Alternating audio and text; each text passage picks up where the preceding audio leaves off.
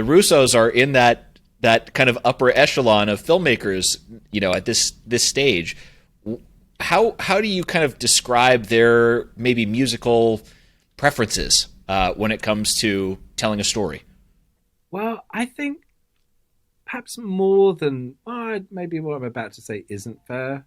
Maybe it's just I'm more familiar having done the projects with them. I was about to say there's a huge musical open-mindedness and eclecticism, meaning no disrespect to, my God, Spielberg and John Williams is like, the gold standard. But I think you're right.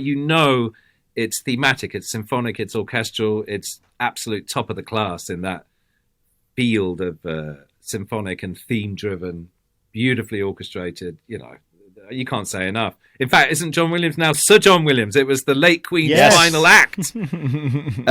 Right. How sweet but is you're that? right.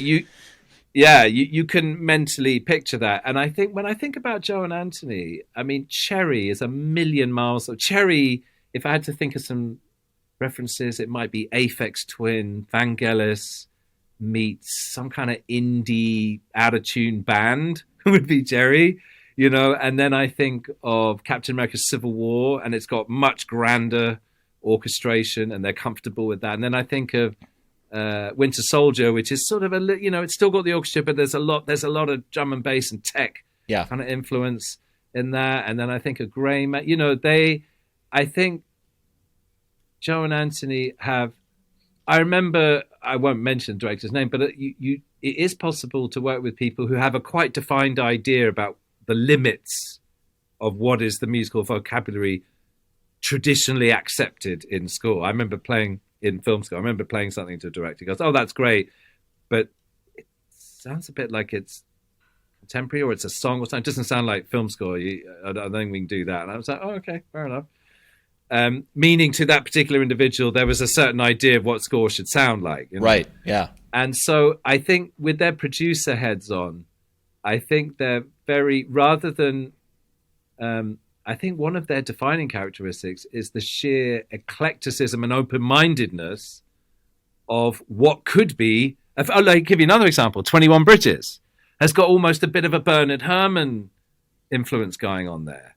And it's miles away from a Cherry thing, and it's miles away. And I feel like as these Agbo projects go forward, they really have that flexibility of creative thinking in terms of horses for courses. Let's try for this. What would work for this? Rather than saying let's have a musical language that's the same, and not the same, but in a narrower a narrower bandwidth. Right.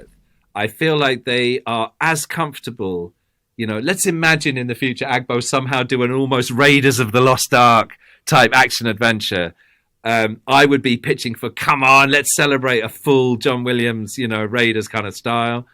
And you could imagine an Agbo project which is so minimalist that it's some sort of like stripped down electronica and there's not a single note of orchestra in there. And they would be equally comfortable in either situation because it's really about what would musically serve the needs of the film. And I think the thing, particularly with Joe, that irritates him the most is anything that's not an idea, anything that just feels like generic or a bit like not brave enough to feel like an idea. I remember with 21 Bridges being a good example, the music editors had done a perfectly good job of temping it so that, in terms of the psychology of the music, each individual cue they'd put together was kind of doing the right sort of thing. When it needed to be tension, it had tension. When it needed to have action. But it sounded like a bunch of TV shows you kind of heard before, and it was sort of like middle of the road hybrid sort of electronica stuff that was just sort of, not particularly. Yeah. And by the way, I'm not suggesting, people can write scores like that have amazing identity. The particular choices that had been made were all pretty middle of the road. And so we watched it down, and Joe was like, I thought we maybe were going to get into some somewhat detailed conversation about how the temp was working, and Joe and Angie were like, no, forget that. Just, I don't want to hear anything. We just need a bigger, that's just like, I don't even want to talk about the mechanics of any individual scene. That just bored me to death, right? We need a bigger conversation about like, what's the move, And it wasn't long before Joe had his iPhone out and he was like playing, hey, Cape Fear's pretty cool. Like, what's going on with Cape Fear? And I said, well, Cape Fear, that's like a a totally different harmonic language. It's not trying to do that contemporary hybrid thing. Cape Fear's got a certain. I won't bore you, Joe, with the musicological details of that Bernard Herrmann harmony, but it's to do with orchestration. It's to do with. It's not a heavily, that's like a long way from a hybrid electronic thing. It's a committed. If you want to go down that, if we want to be influenced, I'm super excited about that. That's like a proper idea. If we commit to that would be fantastic. That's like a genuine direction that we could do a kind of 21st century, musical language, pulling on some of that, and that's a good example. Like, he didn't want to talk about, a particular action cue halfway through in this 10/21. He wanted to have a conversation about, look, it's a bit noir, this film. There's a lot of procedural stuff. There's a lot of tropes that we know. We need a move. We need like a musical identity that isn't what I just heard, So let's talk about it. So I think it's not that they want to develop some musically consistent language across their projects. I think the reverse is true. They are incredibly open-minded to the full spectrum. Because let's remember how much we should celebrate. There was a time between 1930 and 19 something or other when what would be considered acceptable in score would pretty much involve a bunch of musicians in a room who were playing violins, cello, double basses, violas, woodwinds, and brass. And, obviously, by the time you get to the 70s, there's a lot of funk guitar and drum kit showing up and whatnot. But in 2023, you do a movie, and the great thing is you can expect anything from a really beautiful electronic score that's actually super emotional and full of like almost Brian Eno-esque John Hopkins kind of emotion in that very minimalist, unmelodic. Or you could have a full bombastic, symphonic kind of a score, more in like a John Williams way, or the Hans influence, where the symphony orchestra is now being used in this sort of post-symphonic way, like Dark Knight, in a